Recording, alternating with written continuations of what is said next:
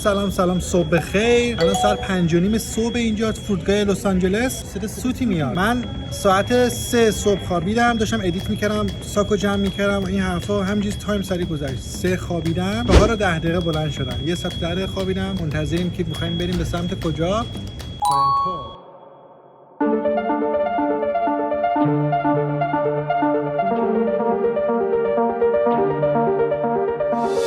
It was always me versus me. It was never me versus you. Misunderstood. Get up, had to beat those eyes. Got up and I beat those eyes. It's understood. It was always me versus me. It was never me versus you. And now I'm good. Wake up and I do my part. Wake up and I do my. خب بچه‌ها من وارد خاک کانادا شدم، تورنتو، و چکین کردم بدون هیچ دردسری. در کسری از ثانیه البته با ماشین دستگاهی که همه اسکن میکردن کار نکرد. رفتم پیش آفیسر، 30 ثانیه کلا شو چک کرد و هیچی هم نپرسید و گفت خوش اومدی. به همین راحتی. یه چیزی که اولش تو چشم میاد، پر هندیه اینجا. یعنی انقدر تفاوتش دارم احساس میکنم اینجا پر هندیه. مهم من چی میگه این وسط؟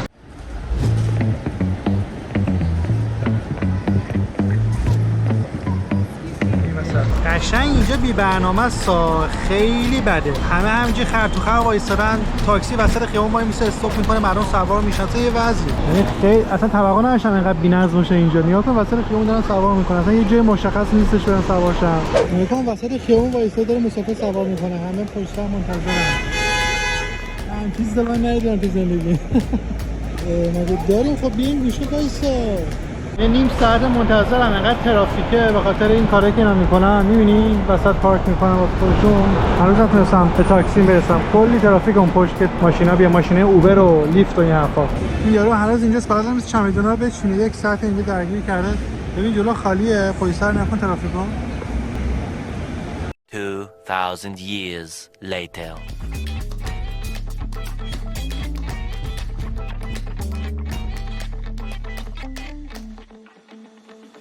خب بچه بالاخره من اومدم چکین کردم تو هاستل. خیلی طول کشید. دیدین که واسه یه تاکسی گرفتن چقدر دردسر کشیدین و چقدر خر تو خر بود. اصلا هم چیزی انتظار نداشتم از تورنتو، ولی مثل که من عادت کنم یه ذره. من هتل گرفتم، هتلش هم گرون بود. بعد دیدم من عملا اینجوری نصف روز دست دادم، فقط میخوام چند ساعت بخوام، تقریبا 200 یورو واسه همون یه شب برم. واسه این شد کنسلش بکنم، کنسلش کردم. بعدم هاستل گرفتم تا روزهای بعدی هر وقت که واقعا احتیاج داشتم برم هتل بگیرم که بتونم توش ویدیو رکورد کنم، هم استراحت زیادتری بکنم. این هاستلی که من الان گرفتم هاستلی هستش که دقیقاً از همون برندی هستش که تو الی رفته بودم یکی دو بار. سمی ازش خیلی مطمئن بودم که با کیفیت خوب است. اسمشو میذارم که این سمت اومدی حتما استفاده کنی. توریستای خیلی خوبی هم معمولا به این هاستل میان و من از کیفیتش خیلی راضی بودم. علاوه قیمتی هم خب خیلی به صرفه تر هستش دیگه. به نسبت آمریکا گرونتره. حالا فکر کنم به خاطر لانگ ویکنده.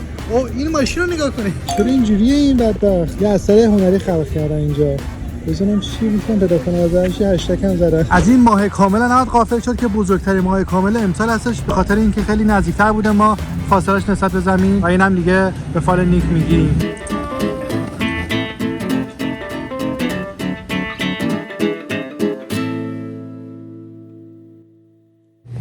صبح بخیر. من فکر کنم هواپیما داره رد میشه. نگو دوتا جت جنگی اینجا حرکت نمایشی میکرد. عدسش داریم. اینجا هم برج معروف تورنتو رو داریم که ببینید به سر میزنه حتما.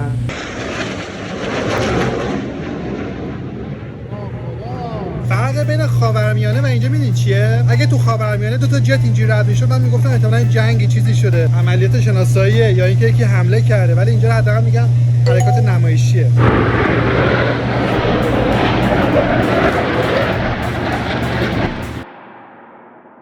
الان بچه‌ها امیدوارم کارتون خوب باشه مثل همیشه. روز اول که نمیشه، روز دوم تو کانادا تورنتو. دیروز دوستا اومدن دنبالم، رفتیم یه فستیوال. من اصلا انتظار نداشتم همچین فستیوال بزرگی بریم، خودم جا خوردم، ولی خب اصلا اونجا نمیشه فیلم برداری زیاد کرد. چند تا استوری گرفتم، اونا رو با هم دیگه نگاه کنید.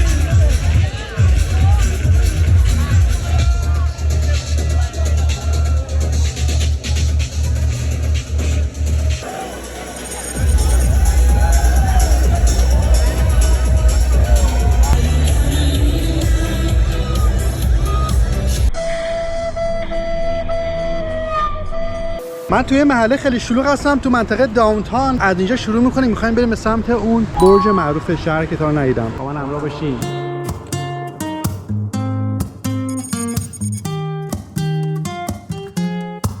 I'm out of reasons, I'm out of rhyme, but I'll only tell you that I'm out of time. I'm sick of I wanna tell you straight just like it is. بچه همونجوری که گفتم امروز خیلی گرمه. گرما اینجا یه جوری انگار بیشتر 30 درجه است ولی انگار مثلا 35 درجه است. جاتون خالی. قیمت این راستی شد 10 یا 11 دلار کانادایی. بچه دلار کانادایی ارزشش از دلار آمریکا پایین‌تره دیگه. فکر کنم بشه 7 8 دلار آمریکایی. وسط خیابون می‌بینی؟ خوشم این چیزا یهو اتفاقی پیش میاد جلو دوربین. ماشین داره پشت سرش میاد ولی این خیالش نیست.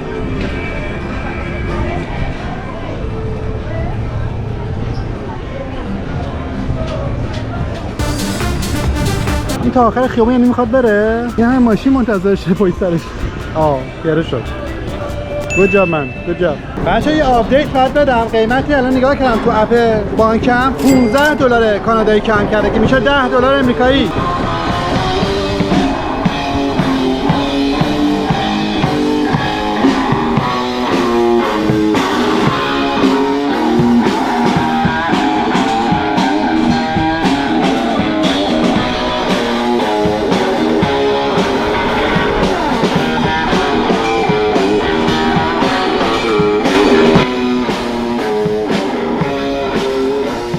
راستی یه ذره اطلاع دارم در مورد این هواپیمایی که دیروز دیدین بالا سرمون پرواز میکنن اصلا چیه. ما الان تو لانگ ویکند هستیم. اصطلاحاً هفته اول سپتامبر هستش و روز دوشنبه روز تعطیل اینجا هستش، روز کارگره. واسه همین دیگه دوشنبه و شنبه و یک شنبه و احتمالاً جمعه هم که میزنن تنگش و یه تعطیلات خیلی بزرگی واسهشون هست. اکثرا دیگه میرن سفر اینوران ولی کسی توی خونش نمیمونه. معمولا اونایی که امریکا هستن میرن سمت مکزیک یا میان کانادا. اونایی که کانادا هستن میرن جای دیگه خیلی سفر میکنن یا خیلی میرن اروپا. حتی الان دیگه روزای آخر سفر هستش که هوا الان خوب و گرمه دیگه اینجا. واسه همین خیلی از اروپا میان اینجا. یه سری چادر میبینم فکر کنم اینا همون بی خانماناشون هستن که اینجا سکونت میکنن ولی دیگه خیلی آپدیت شدن. این چادراشون هم خیلی حرفه‌ای خوبه. تو امریکا هم اگه تو باشه تو اون ولاگی که نگاه کردیم پر هوملس و اینا دیدیم تو بعضی مناطق اینجا به این سبک زندگی میکنن. بریم یواش یواش سمت همون برجی که گفتم، برج میلادشون.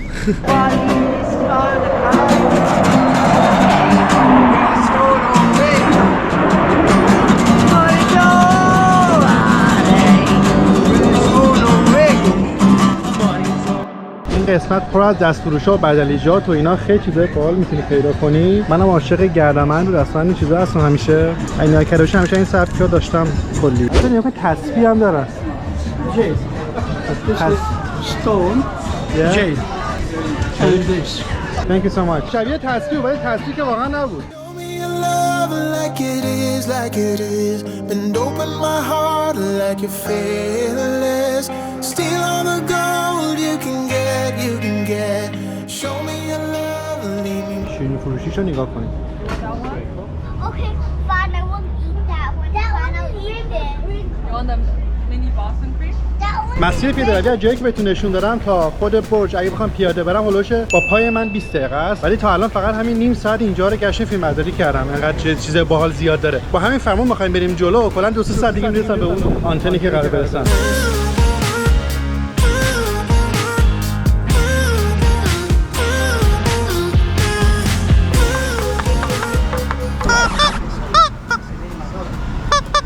پاسور کانادایی. خوبی اینجا اینه که حداقل اکثر مغازه‌ها دلار آمریکایی هم قبول میکنن، یعنی با افتخار قبول میکنن. و من یه 20 دلاری دارم کلی پول کانادایی گرفتم. خب یه ذره پولای کانادایی با هم دیگه نگاه کنید چه شکلیه. من خواهم تا نه ایرانشو بخوایم 5 دلاریشه یا 10 دلاریش چقدر بامزه است. تکاش هم قشنگ بود. این چیه دوتاییه کلا 2 دلاری شبیه 2 یورویی خودمونه تو اروپا. و اینم بقیه‌اش که دیگه نمیدونم چقدره، خیلی کمه. 25 سنت و 10 سنت.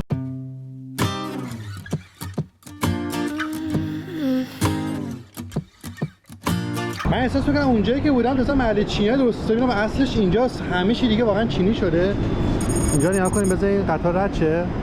2 تا ستون چینی این وسط زدن نماد و مشخصه که اصل جنس اینجاست. دیگه تا چش کار میکنه فقط حروف الفابت یعنی الفبای چینی میبینه اینجا.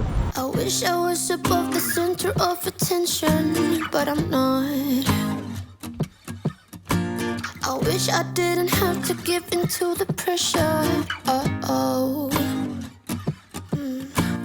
خب وقتش که کلاهو معرفی کنم. اینا نماد کانادا. یه چیزی که اینجا واسم عجیبه سطل آشغال نیست. یعنی حداقل به ما اندازه که من تو امریکا سر آشغال می‌دیدم همه جا 10 متر به 10 متر، اینجا تا حالا الان دارم یه 500 متر میام سر آشغال ندیدم واسه بخوای. حالا یا فقط این محله یا نه نمیدونم فعلا، ولی گفتم در جریان باشه که داستان اینجوریه. بالاخره پیدا شد ولی شلوغه خیلی، یعنی اول صبح پر شده.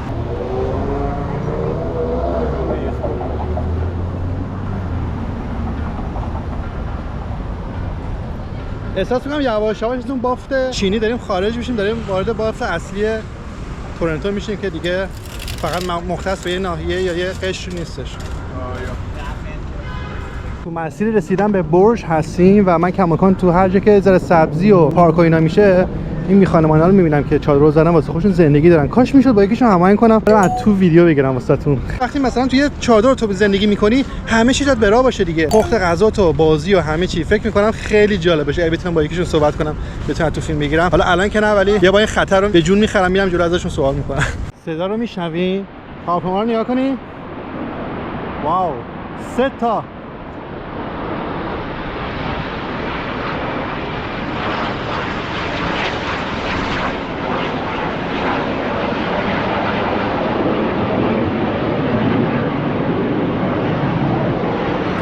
چند دقیقه میشه لایوی رفتم و اینجا رو معرفی کردم، همزمان خودم ورود کردم به اینجا رو دیدم، گفتم شما هم سعی می‌کنم اگه لایو ندیدین که اونجا نگاه کنید. خیلی بالا 20 دقیقه لایو بودیم و رسیدیم بالاخره به این برج معروف و اینجا خیلی شلوغه. همونجوری که گفتم اینجا لانگ ویکند تعطیلات آخر هفته است که ذره طولانی‌تر هست بخاطر اینکه دوشنبه‌ش هم تعطیله بخاطر روز کارگر و اینجوری مردم ریختن اینجا. ولی اکثرا من دارم اینجا هندی می‌بینم و آسیا شرقی دیگه، چینی، ژاپنی و اینا. خیلی جالبه. ایرانی هم تک و توک می‌بینم. ولی خبر از کانادایی که تو لایو سوال کرد کانادایی‌ها کجان؟ این 2 نفر هستن که نیستن کلا دیگه، اونم خونه‌هاشون احتمالاً. صفحه هم که می‌بینید صفحه خرید بلیط هست واسه این برج که احتمالاً اینم بگیریم بریم دیگه. فعلا این دوری بزنیم اطراف ببینیم چه خبره.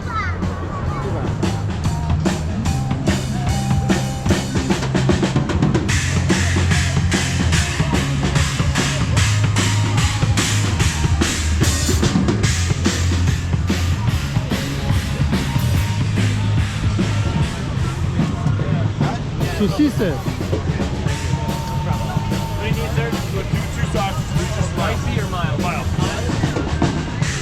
پلیسای کانادایی هم خوشتیپن، اومده هات داگ بگیره.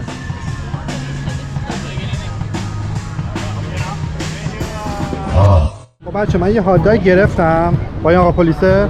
اینجا بریم سساشو بزنیم. چرا الان غذا این گرفتم؟ واسه که وقت نمیشه. اگه بخوام یه جا بشینم غذا بخورم کلی وقتم گرفته میشه. این سریع‌ترین حالت ممکن بود. تو 5 ثانیه بهم تحویل داد. قیمتش هم $7 کانادایی بود. حدوداً بهتون میتونم بگم 5 تا یا 4 تا دلار امریکایی هستش.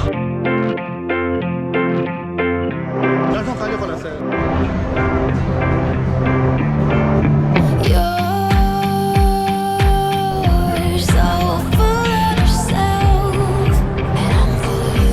بچه اطلاعاتی که در مورد این منطقه بدم، اینجا ایستگاه قطار مرکزی قدیمیه که اینجا در موردش اطلاعات نوشته. سال 1915 تا 1930 ساخته شده و توسط پادشاه ولز افتتاح شده. حالا همین قطاری که می‌بینید اینجا هستش، این قطار رو آوردن اینجا گذاشتنش. این قطار مشکی رو می‌بینی 6213 دقیقاً همون شماره‌ای بود که اونور بودش. حالا یه ذره بهش رنگ و لعاب هم دادن ولی دقیقاً همون قطاره.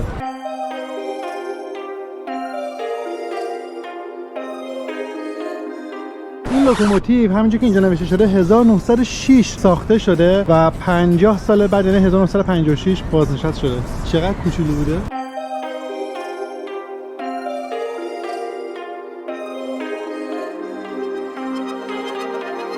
این عکس رو داشته باشین. این جایی بوده که لوکوموتیوها رو تعمیر و بازسازی و کلا می‌ساختن. لوکوموتیوهای دیزلی ها حتی ریدار رو اینجا می‌ساختن و این دقیقاً الان همینجاست. حالا بریم داخل اینو ببینیم دیگه. اگه فقط تا این گرداری بالاش بخوایم بریم $43 کانادایی پولشه. یه قنبله دیگه بالاتر هستش. اون $10 گرونتره که من اونو گرفتم که اون بالاترش هم بریم نگاه کنیم. بهش میگن اسکای پاد. لیتس گو.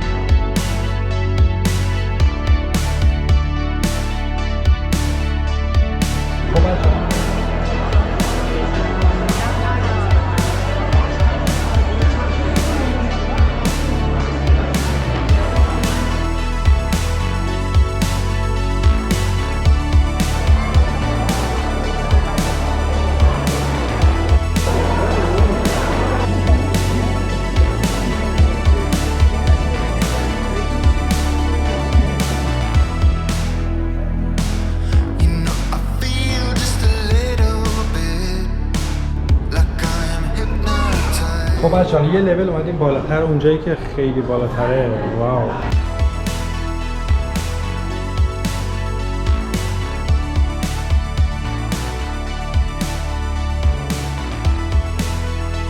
دقیقا شبیه همون برجی بود که تو نیویورک رفته بودیم. این همونه. سبکا همه شبیه همه.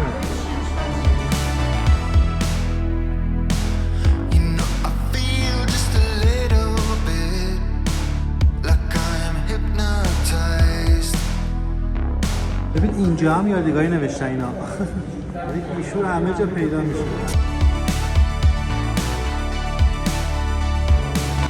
ببین اگه آسمون میتونست خوب غروب کنه، ابرا نبودن، الان ما کل آسمون این رنگی میدیدیم.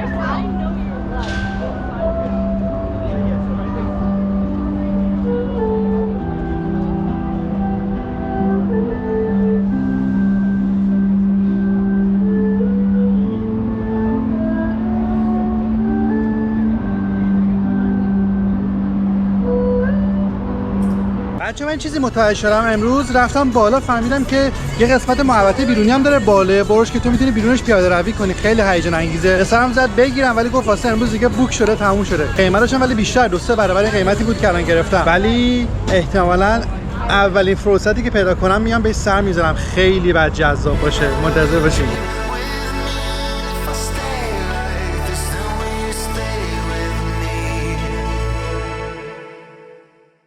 خب بچه امیدوارم نور خوب باشه. ببین من گوشیمو، شارژرشو و پاور بانکمو دزدیدن دیگه. پاور بانک دیگه ندارم عملا و اینجا از رستوران خواستم که ببینم شارژر داره بهم بده. اینو واسم آورد. نگاه کنید. یه همچین دستگاهی هست، پاور بانک توشه و به همه گوشی هم سریعاش میخوره. می‌بینی؟ و تونستم اینجا گوشیمو شارژ کنم. ایول، حالا هم چیزی ندیده بودم. خیلی چیز مفیده. حالا خلاقانه و باحالی بود. ایول.